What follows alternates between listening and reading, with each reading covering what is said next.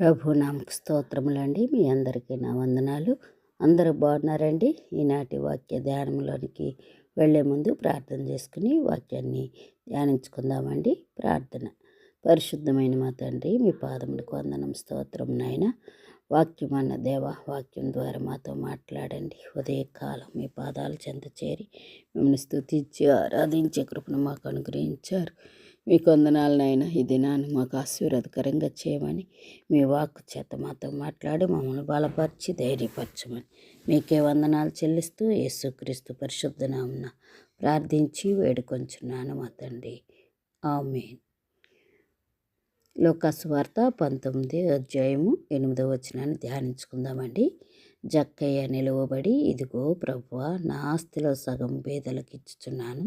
నేనెవని యొద్దైనను అన్యాయంగా దేనినైనను తీసుకొని ఎడల అతనికి 4 అంతలు మరలా చెల్లింతునని ప్రభువుతో చెప్పాను.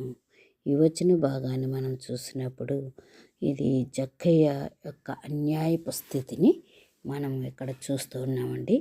జక్కయ్య యేసు ప్రభువుని కలుసుకోవాలనుకున్నాడు. కలుసుకోవటానికి ప్రభు యొద్దకు పరిగెత్తికి వెళ్ళినట్లుగా మనం వాక్య భాగంలో చూస్తాం. యేసుని కలుసుకున్న తర్వాత సుంకరుడైన జక్కయ్య తన ఆస్తిలో సగం పేదలకు ఇస్తానని, అన్యాయంగా తీసుకున్న దానికి 4 రెట్లు తిరిగి చెల్లిస్తానని అతడు ఒప్పుకున్నట్లుగా మనం చూస్తున్నాం. ఇది నిజమైన పశ్చాత్తాపంగా, పరివర్తనకు నిదర్శనంగా మనకు కనబడుతుంది. కేవలం మాటలు కాకుండా ఆత్మకంగా చర్యలు చేపట్టినట్లుగా మనము ఈ యొక్క వాక్యం ద్వారా మనము చూస్తూ ఉన్నాం.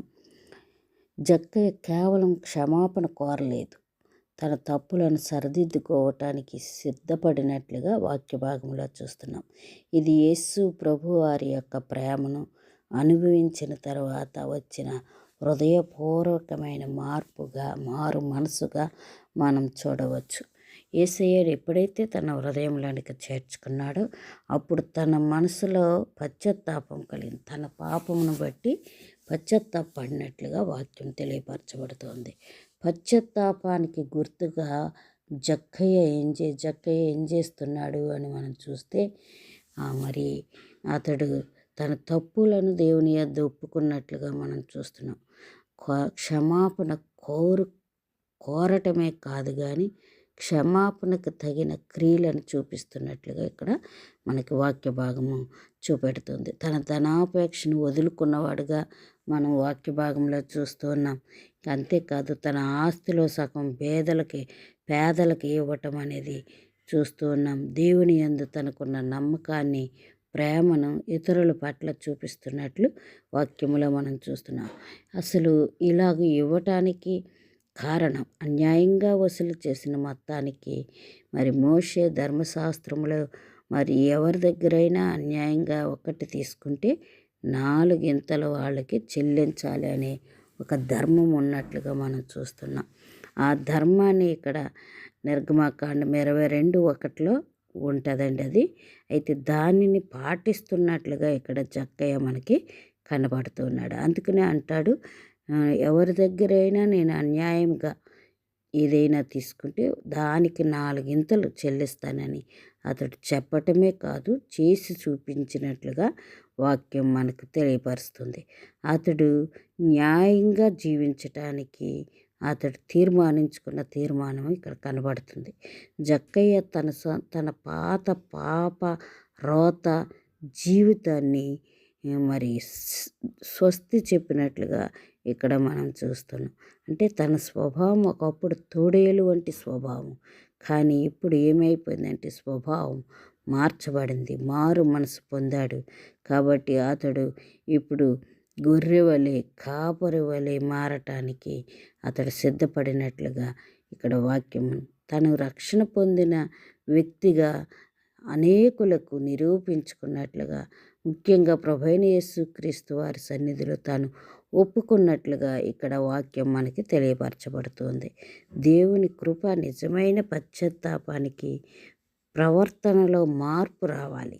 అలా ఎవరిలో మార్పు అయితే వస్తుందో ఆ మార్పుని ఎంతమంది అయితే చూస్తూ ఉన్నారో వారందరూ కూడా నీ వలె మారటానికి, నా వలె మారటానికి ఇది యొక్క ఉదాహరణగా మనకు తెలియపరచబడుతుంది. కాబట్టి పాపి, ఎలాంటి పాపినైనా దేవుడు క్షమించగలడని వాక్యం మనకి సెలవిస్తుంది. కాబట్టి దేవుడు క్షమించలేనంత పాపము ఏదీ లేదు.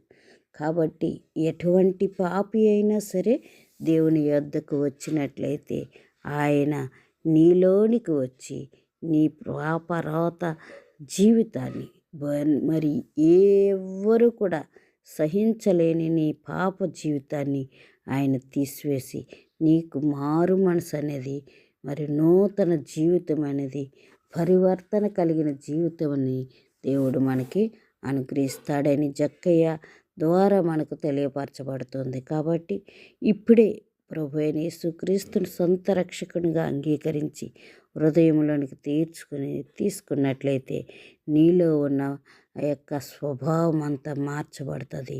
అన్యాయాన్ని, అక్రమాన్ని దేవుడు తీసివేసి యథార్థతను, న్యాయాన్ని దేవుడు అనుగ్రహిస్తాడు. ఇతరులను ప్రేమించే మనసు ఆయన మనకిస్తాడు. కాబట్టి అటువంటి దేవుణ్ణి మనం అంగీకరించి ఆయనకి ఇష్టలుగా, ఆయన బిడ్డలుగా జీవించే కృప దేవుడు మనందరికీ అనుగ్రహించునుగాక. ఆమేన్. ప్రార్థన చేసుకుందామండి. పరిశుద్ధమైన మా తండ్రి, మీ పాదములకు వందనం, స్తోత్రం నాయన. ఏదైనా వాక్యం ద్వారా మాతో మాట్లాడిన దేవా, మీకు వందనాలు, స్తోత్రాలు మా తండ్రి. ప్రభా, మా యొక్క జీవితాన్ని మార్చే దేవుడిగా, మాకు చాలిన దేవుడిగా మీరున్నందుకు వందనాలు నాయన. మా యొక్క స్వభావాన్ని మార్చి మీకు ఇష్టకరంగా మమ్మల్ని మలుచుతున్నందుకు వందనాలు చెల్లిస్తూ యేసుక్రీస్తు పరిశుద్ధ నామమున ప్రార్థించి వేడుకొంచున్నాము మా తండ్రి. ఆమేన్, ఆమేన్, ఆమేన్.